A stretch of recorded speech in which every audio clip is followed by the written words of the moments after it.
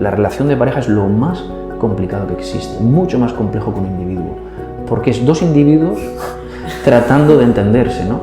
Cuando dos mapas se confrontan, siempre hay un mapa que pretende ser dominante. Hay personas que están convencidas de que tienen la verdad absoluta de lo que ocurre en casa, ¿no? Y esto es muy peligroso. Sin empatía, lo que estamos haciendo es darnos la licencia de deshumanizar al otro. La única relación que puede funcionar es la 1 más 1 igual a 3. Es decir, una relación interdependiente. Miriam tiene su propio proyecto personal y su pareja tiene también un proyecto individual bien delimitado. Respetando sus propias individualidades, hay un tercer elemento que es el proyecto común en el que están trabajando y con el que quieren navegar juntos, ¿no? Esa es la única relación que puede llegar a funcionar y aún así va a requerir suerte. ¿Y qué es una fobia? Bueno, la descripción convencional de la fobia es un miedo desproporcionado a un elemento más bien neutro, ¿no? Y no deja de ser la expresión conductual de una persona que al final lo que está revelando es una angustia mal canalizada. Esto vendría a ser un poco la definición clásica de fobia. ¿Y esto es por algún suceso que nos ha pasado a lo largo de la vida o puede venir de una forma innata? Es una muy buena pregunta esto y siempre que hablamos de seres humanos, lanzar una respuesta categórica me da respeto. En mi experiencia clínica sí que parece ser que hay elementos previos, antecedentes vitales que generaron un inicio de la fobia. Es quizás dentro de los cuadros clínicos que nos encontramos en consulta, quizás es en el que el paciente tiene más facilidad para identificar el inicio cronológico. Es como que realmente hubo un elemento que se integró de una forma traumática, ¿no? Eso no significa que haya personas, por ejemplo, que están más predispuestas al miedo o personas, por ejemplo, que son más predispuestas a no tener miedo. Digamos que hay miedos bastante universales, las serpientes en general generan una respuesta bastante biológica, pero hay personas que no la tienen. Igual que antiguamente había personas que no tenían dolor físico. Por cierto, esas personas ya no existen o quedan pocas, precisamente que por selección natural no tener dolor no fue muy funcional, ¿no? Pero sí, yo creo que si me tuviera que mojar, creo que sobre todo es por adquisición, por alguna experiencia determinada y no tanto a nivel inherente, por mucho que haya una predisposición previa. Bueno, yo si puedo hablar a nivel personal, a mí me ha pasado, yo tenía fobia a los aviones y digo tenía porque creo que me lo ha quitado lo mismo que me lo provocó, que yo era muy pequeñito y viajaba a Tenerife, me acuerdo con mi familia, y un vuelo horrible. Y justo en el baño me pilló unas turbulencias brutales sin atarme el cinturón, claro. O sea, eso es como que me dejó ese trauma. Pues te puedes creer que lo que me ha quitado el trauma es pasar una sensación de a punto de reventarse el avión contra el suelo. O sea, sí, te lo juro. Estaba en Tailandia y habían unas lluvias torrenciales, tormenta. Estábamos llegando a aterrizar y el avión no pudo, pero yo es la primera vez, o sea, fue la primera vez y la última que lo he visto a día de hoy. La azafata corriendo por el pasillo, mirando que todo estuviera bloqueado y tal. Y las turbulencias que saltaba de la silla, la gente chillando, parecía una peli de terror. Y yo dije, si no me he matado aquí, difícilmente me mataré con un vuelo. Es verdad, ¿no? Es como que, y ya cojo vuelos normal, pero yo era de una semana antes, todas las noches, me despertaba a medianoche como diciendo, se va a estrellar el avión. La aerofobia es una de las fobias más clásicas. Hay algo antinatural en entender que estamos en un trasto de metal volando, ¿no? Lo que pasa es que, bueno, lo normalizamos, pero no deja de ser surrealista, ¿no? También es surrealista estar en un planeta que va flotando por el vacío en el universo, ¿no? Girando sobre sí mismo, en fin. Pero bueno, esto es lo que hay, ¿no? Y la aerofobia es muy habitual y suele venir por una experiencia así. No siempre es una experiencia donde realmente la persona haya experimentado un miedo a volar.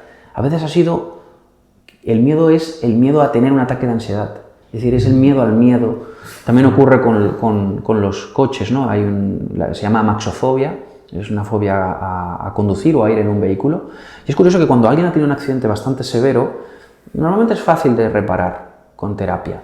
Pero hay personas que no han tenido ningún accidente, pero tuvieron un ataque de ansiedad en el coche. Y a lo mejor no tenía nada que ver ni siquiera con el coche. Esos son los casos más difíciles de amaxofobia. Y lo que es evidente es que una de las maneras de trabajar es con lo que llamamos exposición gradual o desensibilización sistemática. Es colocar de nuevo a la persona poco a poco, progresivamente, no de 0 a 100, ante ese estímulo que le está generando la fobia. Es una de las maneras de trabajar. Brutal. ¿Y se sabe por qué tiene tanto poder sobre nosotros? O sea, ¿cómo nos capta el cerebro y no hay manera de sacarlo de ahí? Hay una estructura en el cerebro que se llama amígdala. La amígdala es la fábrica del miedo, ¿no? Y segrega una sustancia muy incómoda que se llama vasopresina y activa evidentemente también el sistema de alarma, ¿no? El miedo al final es quizás una de las emociones más fundamentales de nuestra existencia como especie. Es decir, si no hubiera habido miedo en nuestros antepasados, no estaríamos aquí ninguno de los tres 100% seguro. Es decir, el miedo es lo que nos permite anticipar riesgos, nos permite encontrar inmediatamente soluciones ante situaciones urgentes, ¿no? Y activar ese superpoder que es el estrés, que tiene que ver con la activación de fibras extraordinarias que no están normalmente en acción y crear cambios hormonales que también van a permitir una respuesta inmediata ante circunstancias de riesgo. Pero sin miedo no estaríamos aquí. Por eso el miedo es una emoción súper intensa. Si el cerebro, por lo que sea, interpreta que ha de activar la amígdala, lo vamos a sentir con creces, ¿no? Y cuando es muy intensa y se desproporciona, hay que trabajar en ello para volver a ajustar, porque de hecho una cierta dosis de miedo en la vida está bien, ¿eh? Esto lo explicaba Ilia Topuria, el campeón mundial, ¿no? De la UFC. Explicaba que él tiene miedo, claro que tiene miedo, solo que ese miedo lo tiene bien dialogado, lo tiene en un lugar adecuado, donde lo puede sostener y le es operativo, le ayuda a tener buenas respuestas y a gestionar con adrenalina ciertas circunstancias. Pero el miedo cuando se vuelve excesivo es muy intenso, es una emoción muy desagradable, ¿no? Por eso, como decía Paracelso, el veneno está en la dosis, ¿no? Y hay que a veces volver a dialogar con esa emoción, ¿no? Y en este caso, por ejemplo, volviendo al principio de la entrevista, ¿la hipnosis podría llegar a ayudar en fobias? Nosotros trabajamos las fobias con hipnosis. Sí, de hecho, la hipnosis nos permite volver al primer momento en el que se estableció aquel trauma. Me acuerdo de una chica, una señora que vino a la consulta porque tenía fobia a las cucarachas. Súper clásico el tema de las cucarachas. Hay algo como atávico, como primigenio en el asco que sienten esas personas. Pero una cosa es sentir asco por ver un bicho y otra cosa es estar luego 4 días vomitando, con taquicardia, sin poder dormir, esperando que aparezca otra vez. Eso es desproporcional, ¿no? Pues esta chica, cuando hicimos un proceso regresivo, no a vidas pasadas, sino dentro del propio circuito de memoria, lo que observamos es que la fobia la había generado porque un día, cuando ella era pequeñita, su madre tuvo esa misma reacción con una cucaracha. Y hasta entonces los bichos, pues bien, hasta jugaban en la tierra con lombrices y tal. Pero ese día que vio gritando a su madre como desgarrada, ese grito desgarrador de su madre generó esa adquisición por identificación, ¿no? Por mímesis, ¿no? De hecho.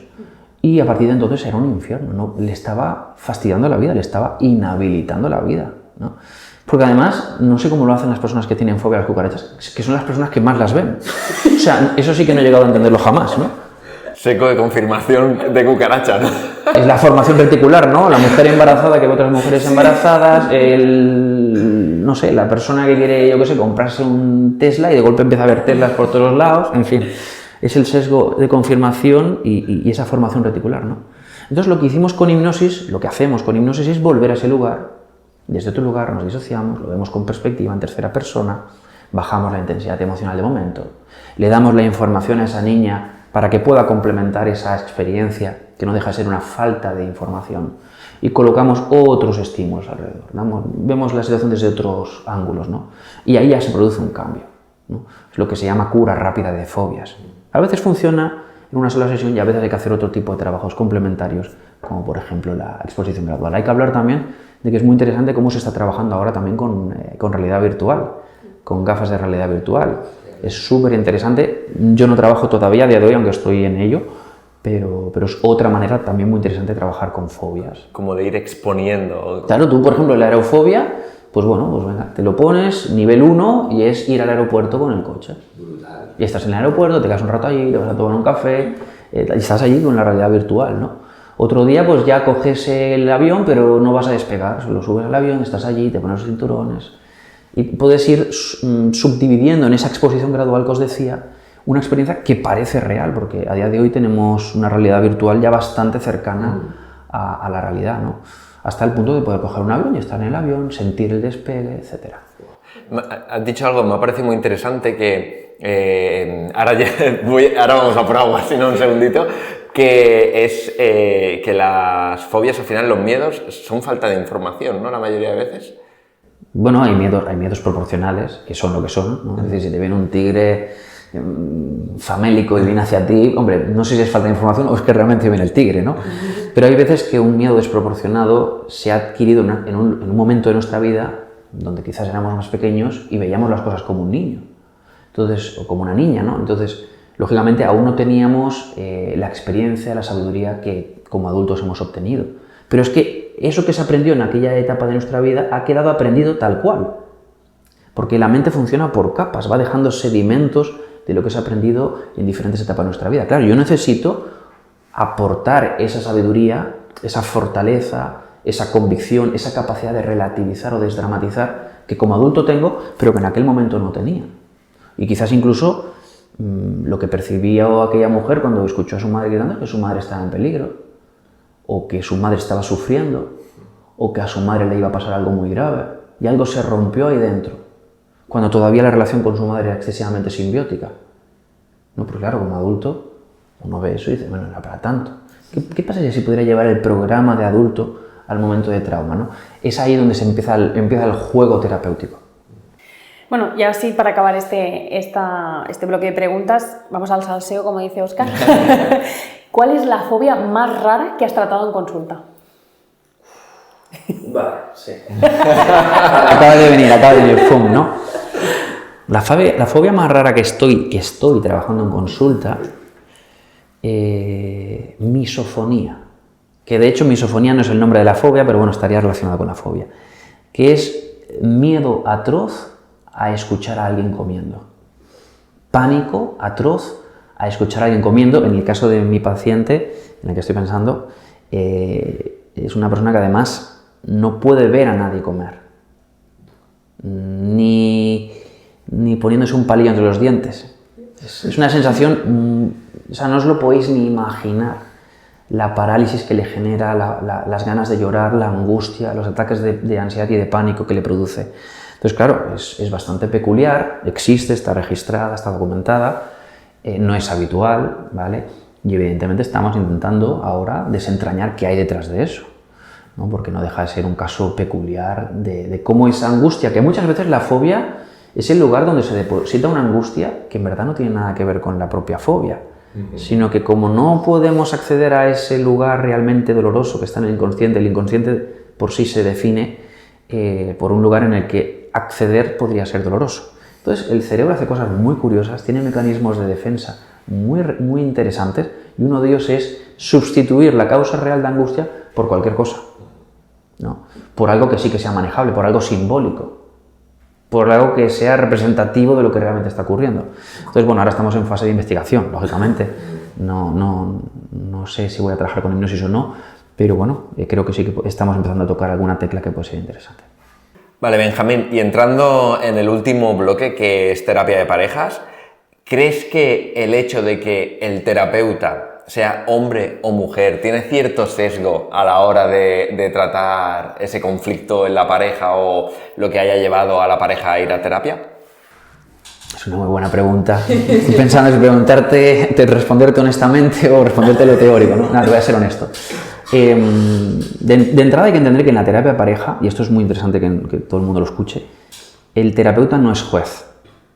Y es evidente que no es juez, ya, pero es que la gente viene buscando normalmente un árbitro. ¿Ves lo que ha dicho Benjamín, no? Esto me lo han hecho así. De hecho, mi regla número 1 para poder hacer un trabajo de terapia de pareja es: no me podéis mencionar nunca fuera de esta sesión. Es más, no podéis hablar de esta sesión, ¿no? Porque es que si no, al final era un cachondeo, porque te acaban utilizando como argumento y no. Entonces, yo sí que creo que en general todos los seres humanos tenemos sesgos de confirmación, tenemos un pensamiento desiderativo, y es normal que el terapeuta perciba a nivel contratransferencial cosas que le resuenan. No siempre es al mismo género, a veces es una percepción en cuanto a una de las conductas, es decir, puede resonar en mi caso, por ejemplo, pues a lo mejor me puedo identificar más con la mujer en este caso, depende, ¿no? Pero sí que a veces hay momentos de identificación, claro, yo también estoy en pareja, Entonces, se producen resonancias permanentemente. El terapeuta tiene que intentar mantenerse aséptico ante eso, ser consciente durante la terapia de que se están produciendo esas resonancias y digerirlas y procesarlas sin que eso afecte a las personas que están ahí. No digo que sea fácil, pero es que no hay otra, es que no es negociable, porque si no, la terapia de pareja se convertirá en una especie de... Bueno, como para eso es mejor que vayan al sacerdote y que pidan consejo al sacerdote, ¿no? Es decir, no, la terapia de pareja es ayudar a la pareja que pueda desplegar lo que les ocurre en un espacio seguro donde por primera vez seguramente a mucho tiempo pueden hablar sin violencia, pueden hablar sin que uno haga la función de perseguidor y el otro la función de evitativo, ¿no? Y puedan comenzar a encontrar nuevas fórmulas de despliegue. Entonces, la pregunta es muy buena y la respuesta es que no hay alternativa, es que no puede hacer eso el terapeuta. ¿Cuáles son los problemas más comunes que sueles tratar en terapia en las parejas? Normalmente el problema principal es un tema de comunicación, es decir, las personas nos olvidamos a veces de que la realidad es multiperspectiva y de que nuestros mapas para movernos por la vida son simplemente nuestra perspectiva en base a lo que nosotros hemos aprendido en la vida y lo que nosotros somos. Y suele ocurrir que cuando dos mapas se confrontan el uno contra el otro, lo cual es normal que ocurra y debe de ocurrir porque somos seres diferentes, ¿no? Personas diferentes, siempre hay un mapa que pretende ser dominante, ¿no? Hay personas que están convencidas de que tienen la verdad absoluta de lo que ocurre en casa, ¿no? Y esto es muy peligroso y tiene que ver con lo que... Incluso tiene que ver con lo que en psicoanálisis llamamos relaciones narcisistas, es decir, no narcisista en el sentido patológico de la maltratadora o el maltratador, sino en el sentido de nuestra relación con nosotros mismos. Hay personas que han aprendido a vincularse con otros seres humanos desde muy pequeños, creyendo que el otro ser humano le pertenece o que el otro ser humano debería actuar tal y como yo entiendo que debería actuar. Claro, eso es una locura. No tiene ningún sentido, ¿no? El otro es el otro y tú eres tú. Entonces muchas veces hay que trabajar la delimitación de dónde empieza uno y empieza el otro, dónde acaba uno y empieza el otro. Y este es uno de los temas más complejos porque las parejas, los individuos que conforman las parejas suelen buscar asideros a cualquier cosa para autolegitimarse a tener conductas que son totalmente disfuncionales dentro de una relación. La relación de pareja es lo más complicado que existe, mucho más complejo que un individuo, porque es dos individuos tratando de entenderse, ¿no? Y eso es muy complicado porque al final hay convivencia, hay estrés, muchas veces las personas no tienen realmente lugares seguros de descarga de su estrés, o no van a hacer deporte o no, lo que sea, y entonces descargan con la única persona que pueden descargar el estrés, que es con la única persona que se lo aguantaría, ¿no? Y luego más cosas, ¿no? Como por ejemplo personas que proyectan en su pareja a su madre o a su padre y esperan que tengan un trato de mamá o papá, ¿no? Lo que sigo viendo a día de hoy es, por ejemplo, muchos hombres, aunque no me gusta generalizar, que siguen esperando a que su pareja les haga la comida y les limpie la ropa, ¿no? Entonces, claro, esto es que no tiene sentido a nivel de adulto. Algo hay que reconstruir ahí, ¿no? Entonces, también es verdad que se han roto los modelos clásicos, los modelos convencionales, tradicionales de, por ejemplo, el hombre se encarga de trabajar y la mujer de las cosas de casa. Lógicamente, en el momento en el que evolucionamos como sociedad y se rompen esos dos bloques, quiere decir que se abre un espacio nuevo a algo desconocido que va a requerir una habilidosa negociación. Ok, hemos superado aquello, bien, genial, perfecto, pero no quiere decir que vaya a ser más fácil relacionarnos. Quiere decir que exige más de nosotros a la búsqueda de algo nuevo para que nos podamos encontrar cada pareja una fórmula honesta, ¿no? Y ahí es donde sobre todo vamos a poder trabajar en terapia. Ahora que estás comentando el tema de la terapia, entonces, ¿cuándo crees que una pareja debería ir a terapia? Mi consejo es que no vengan nunca, sinceramente, ¿no? O sea, venir a terapia significa que realmente algo ya no va muy bien, ¿no?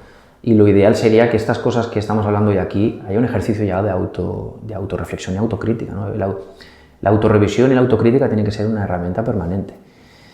Ir a terapia significa algo positivo, ¿no? Que es la valentía de pedir ayuda cuando se nos está desconfigurando el asunto, ¿no? Y cuando tú quieres mucho a una persona y sabes que sobre todo hay virtudes en vuestra relación y que la relación vale la pena, pues ¿por qué no darle esa oportunidad a la terapia? Incluso entenderla como un proceso psicopedagógico en el que podemos adquirir nuevas herramientas y nuevas fórmulas. No va a ser fácil, pero puede valer la pena cuando realmente hay un interés recíproco por parte de ambos, si no, no vale la pena, de poner el esfuerzo de resetearnos, reaprender, aprender, desaprender, cambiar de fórmula y volver a empezar. Y cuando ya la pareja está rota, ¿crees que la terapia puede ayudar a recuperar esa relación? Yo creo que aquí la clave está en qué significa que esté rota la relación de pareja, ¿no? Es decir, Platón ya en el siglo V a.C. decía que tenía que haber 3 elementos en la relación de pareja, ¿no? Que es lo que se llama eros, filia y agape. Eros es la parte erótica, la parte carnal, el deseo de estar en el otro o de adherirse al otro, ¿no? La sexualidad, al fin y al cabo, que es el pegamento de la relación, es lo que permite que no seamos compañeros de piso, sino que haya realmente algo más, ¿no? Y no la quiero sobreidealizar la sexualidad, pero juega un papel importante y creo que sería un absurdo negarlo. Hay un segundo elemento que es la filia, que es la amistad. Es decir, aunque no hubiera sexualidad de por medio, te apetece estar con esa persona porque has logrado encontrar una especie de compatibilidad con ella. Y hay un tercer elemento que es agape, que es la parte más espiritual, ¿no? Que es como la elección mágica, es como la conexión trascendental con esa persona, ¿no? Claro, esos 3 elementos tienen que estar siempre presentes. Cuando uno de esos elementos se rompe, ok, podemos intentar trabajar, pero como haya 2 de esos elementos ya rotos, quiere decir que igual estamos forzando la máquina y estamos intentando meter una llave en una cerradura y esa llave no va en esa cerradura, ¿no? Entonces a veces es más inteligente dar espacio y volverse a encontrar. La única relación que puede funcionar es la 1 más 1 igual a 3. Es decir, una relación interdependiente donde, por ejemplo, Miriam tiene su propio proyecto personal y Miriam sabe dónde empieza y acaba ella misma, tiene bien delimitada su identidad como individuo, como persona, y su pareja tiene también un proyecto individual bien delimitado. 1 más 1 igual a 3 significa que cuando se unen, respetando sus propias individualidades, hay un tercer elemento que es el proyecto común en el que están trabajando y con el que quieren navegar juntos, ¿no? Esa es la única relación que puede llegar a funcionar y aún así va a requerir suerte. Pues nada, ya me has contestado. A veces, tú lo has comentado antes, ¿no? Que cuando estamos mal con nosotros mismos, pues a veces lo pagamos con nuestra pareja, ¿no? Entonces, ¿cómo nosotros mismos podemos saber si realmente necesitamos terapia individual o terapia de pareja? Bueno, de entrada yo creo que uno tiene que estar capacitado para lo que en psicología lo llamamos ya fase de contemplación, ¿no? Está la fase de precontemplación y la contemplación. La precontemplación es cuando aún no sabes que tienes un problema, ¿no? Hay mucha gente que cree que no tiene ningún problema y a lo mejor acabará sus días con la certeza, con la fe absoluta de que no tiene ningún problema. Pero visto desde fuera, hay conductas grotescas, ¿no? Yo por eso siempre digo que el autoconocimiento que forma parte de la inteligencia interpersonal, como decíamos antes, requiere una autoevaluación, por lo menos cíclica, una autocrítica, un irte a caminar y chequear cómo están las cosas, ¿no? Pero lo que sí que es verdad y puede ser un buen indicador para medirlo es que no hay ninguna circunstancia, repito, ninguna circunstancia que nos legitime a ejercer la violencia contra el otro dentro de una relación de pareja. Ni verbal ni física. Hay muchos tipos de agresividad dentro de la pareja. No siempre son agresiones explícitas, también hay la agresividad pasiva, el cinismo, el sarcasmo, el juego cizañero, ¿no? De meter ahí un poco de basura por medio, ¿no? Claro, hay muchas maneras de violencia y uno tiene que tener la valentía de reconocerse que cuando está utilizando alguno de esos procesos es porque hay algo que no va bien dentro de sí mismo, porque nadie está obligado a estar con nadie, ¿no? Entonces, si uno está con alguien, es porque confía en que haya un proyecto ahí, ¿no? Entonces, algo que es muy crítico es cuando la persona que está dentro de la pareja no, es que el otro tiene que cambiar, o la otra tiene que cambiar. Ahí estamos perdidos. No, si el otro tiene que cambiar y tú eres un espectador, quizás lo que tiene que cambiar es tu pareja, es decir, tienes que cambiar de pareja, ¿no? Entonces, otra cosa es que se hayan producido conductas críticas y uno de los dos diga, mira, yo si vamos a terapia de pareja estaría dispuesto o dispuesta a trabajar en ello porque creo que yo por mí misma no puedo manejarlo. Y ahí se puede probar como último recurso ese intento. Vale. ¿Y cómo afecta la falta de empatía o el apoyo emocional en una relación de pareja? No, está muerta. O sea, sin empatía, ¿no? Sin empatía no hay humanidad, sin empatía no hay reconocimiento del otro, sin empatía no hay sensibilidad e intento siquiera de comprender al otro, y no se va a producir el elemento fundamental comunicativo que se tiene que dar en pareja, que es lo que llamamos escucha, touch me, teach me, que quiere decir que cuando escucho al otro tengo el único deseo de querer entender al otro, querer que me toque su historia, querer colocarme en su mapa y ver desde dónde lo está viendo, porque al final toda interacción tiene por lo menos tres posiciones, ¿no? La mía, la del otro, y una tercera perspectiva demiúrgica, ¿no? Omnisciente, que permitiría ver el sistema desde fuera tomando perspectiva. Entonces, la herramienta fundamental es la empatía. La alternativa a no poner sobre la mesa esa empatía precisamente es una relación de psicópatas. Claro, es decir, sin empatía lo que estamos haciendo es darnos la licencia de deshumanizar al otro.